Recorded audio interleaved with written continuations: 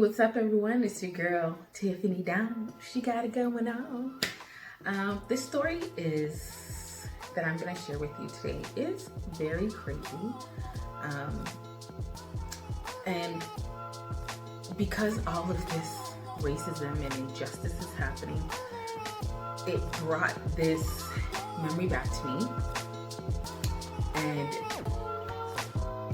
anyways, so I just wanted to share how crazy this is. This didn't even happen that long ago, to be honest with you. It was 2014. It was my first salon that I ever worked in, right straight out of school. And I'm in the salon. That time, the Canadian hockey women's team just won their championship for they just won some championship. And so one of my co-workers said, you know what, let us wear red and white to, support the team, blah, blah, blah. So I'm like, oh, sure. So it's Friday now again, and some people are in red, white, and black. Some people are red and black. Some people are white, blue, and red. And so he was the only one that had red and white. So he was a little bit annoyed, but nobody really even cared. Okay? First point. So the way this salon is situated, there's a front desk, like you come in, there's a front desk, and then you have to walk around to the back to get to the actual chairs and stylists. So I'm in the front. I'm moving. At this time, I'm the apprentice in this salon. I'm moving some smocks from the front of the salon to the back of the salon where everything goes. Because, to be honest with you, didn't really get the best treatment there. I did have some, awesome learning moments that I would call it. But some of the people that I worked with, they were just messy. So they would take their sushi and they would leave it in the chair, leave their empty sushi in the chair when they're doing the color, they would just totally mess up the bag and not even clean up after themselves, because I cleaned up everything. And I was responsible for cleaning, folding the towels, folding the smocks, putting it in the back, the floor, everything. So instead of actually being the apprentice, which is what I applied for, which is actually working on hair, it's not till later that they taught me how to work on hair, but I was also teaching them how to put in weave because none of them knew. Anyways, that's something else.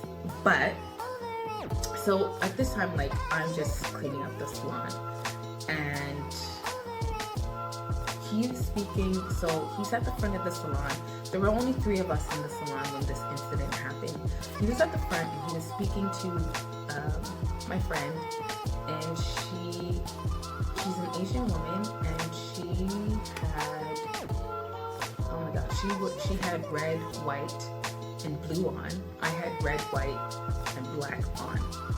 And background story to this, she has a child with a black man, and so the child is mixed. The child's black.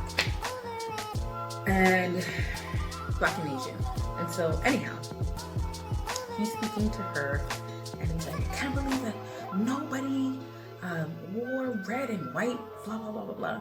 And I'm not listening to the conversation, because when I go to work, I go to work. Okay?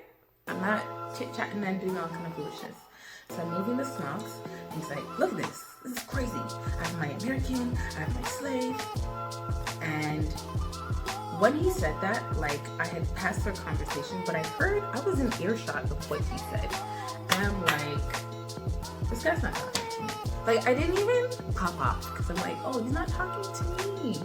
He's not talking to me. I don't know who he's talking to, but he's not talking to me. So it wasn't even something that I was like, oh, this guy just called me slave.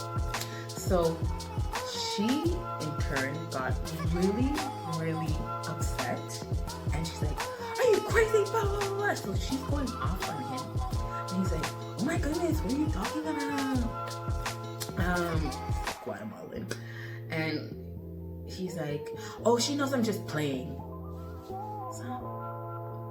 So now when I hear that, I was like, this man just called me his slave in 2014.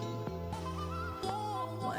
Like, it didn't even make sense. This is my first racial comment, my blatant racial comment that someone has ever, you know, said to me. And I didn't even, I was like, wait, what? So anyways, he comes into the back of the salon where I was putting away stuff. And he's like, you know I'm just playing, right? So he goes and he sits down at his chair. I'm like, sir, that's uncalled for, number one. And number two, are you even aware that it's Black History Month on top of that?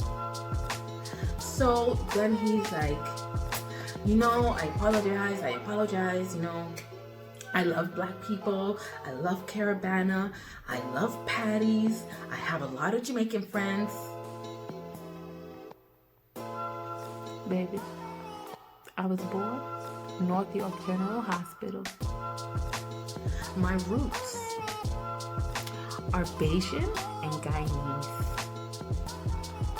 So I'm not even Jamaican, but you want to come here, right? And so anyways, the more and more he went on about, so he is gay. He's like, I love Carabana more than I love gay pride parades and blah, blah, blah.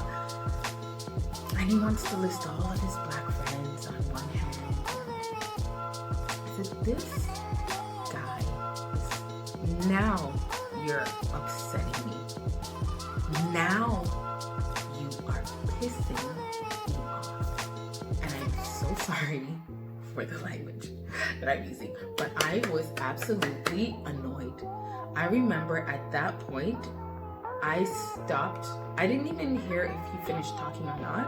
I dropped everything and I went into the main eating court. I sat down in front of, I think the place is called Aroma or something like that. And I cried and I cried and I cried and I cried. And I was texting. I have a family chat, which is my core. I love y'all. So I'm texting them, I'm telling them what this fool just did in my experience. And I'm like, oh my gosh, like,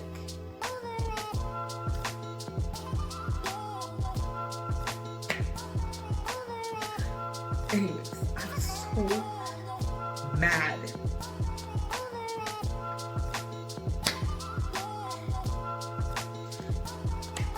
I was so mad because that was my first, like,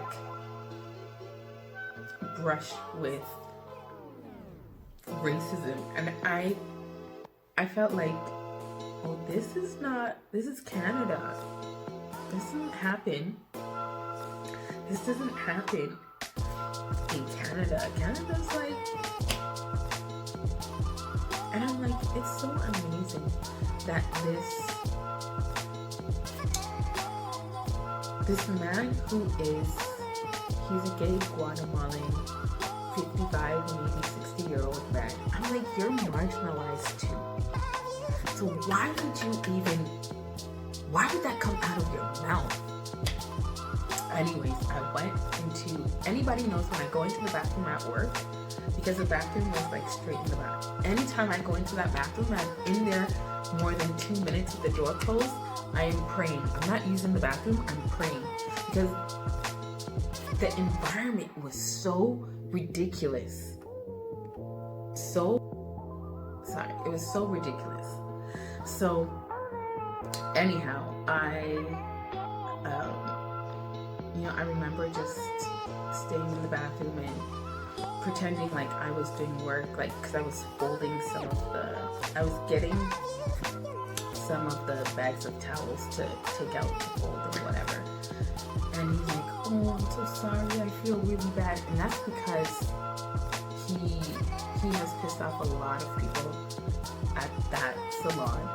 And after that incident with me, some of the other stylists were telling me that, you know, he's been disrespectful and people have stopped talking to him because of the things that he would say. And so I was like, bro, I'm brand new. I literally just got there. Anyways, after that incident, he was telling me that he apparently sent this message to everybody saying, oh, you know, his sister's sick with cancer, and if everyone could give him $10 every week to go towards her medication back in Guatemala. And I'm like, you know what, sir? I feel sorry for your sister. However, because of you and your racist tail, I am so sorry. I go and pawn your belt. Then you can send that money to your sister. But I was so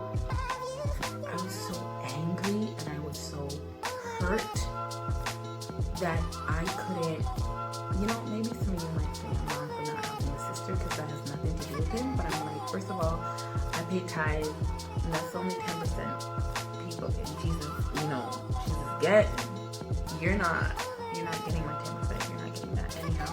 But it was just his attitude and whatnot. Like, it really rubbed me the wrong way.